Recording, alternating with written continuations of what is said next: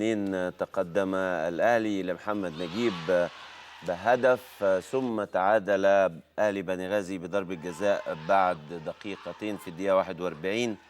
وكانت المفاجأة في الشوط الثاني بتقدم لأهلي بني غازي بهدف تاني في الدقيقة 52 لفرج عبد الحفيظ، وتعزيز الهدف معتز المهدي في الدقيقة 59.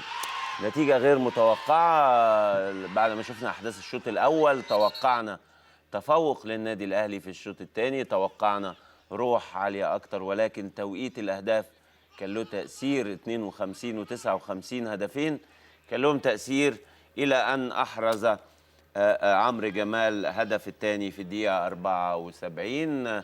مجموع المباراتين: هزيمة الأهلي في لقاء الذهاب 1-0، وهزيمة الأهلي في القاهرة 3-2. هارد لك للنادي الأهلي، لكن لازم نهنئ أهلي بني غازي، مبروك الصعود لدور المجموعات ودور الثمانية. ولكن درس قاسي للاعبي والجهاز الفني والجماهير والإدارة الجديدة في